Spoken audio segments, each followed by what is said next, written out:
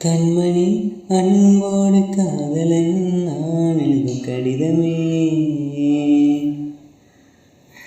பொன்மணி உன் வீட்டில் சௌக்கியமா, நான் இங்கு சௌக்கியமே.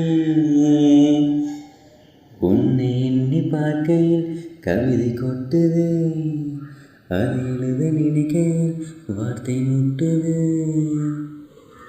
உண்டான காயமெங்கும் தன்னாலே மாறி போன மாயம் என்ன பொன்மானே பொன்மானே.